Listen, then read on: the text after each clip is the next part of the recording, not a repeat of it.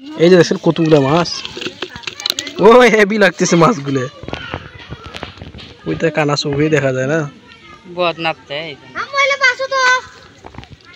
ওটা ডালখিয়া গুলো আছে।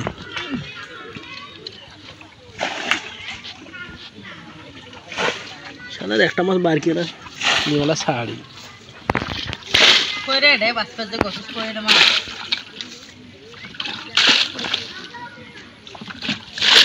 তোকে গাও খালি তা গাও ভিজল দেখিস মাছ খাইলে গাও ভিজবে লাগবে না গাও ধুবুলা সবার এমন করে এই আই কিন্তু তো এই পুকুরটা যায় এখন তো খুব কিন্তু গড়ি পড়ে।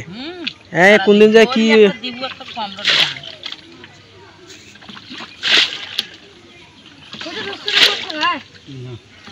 ওরা কাটি দে বলছে যে পেছন পাশে না কাটি দে, হাতি সারা দে মাটিগুলা ওই নিয়ে গেলগেলা মাটি যে হাতি সারা দে। হ্যাঁ হ্যাঁ পানি আসুক। হ্যাঁ এগুলা মাছ হলে 2 সন্ধ্যা খাওয়া হবে রে তোমার। এই যে দেখ দারুণ মাছ পাইলো।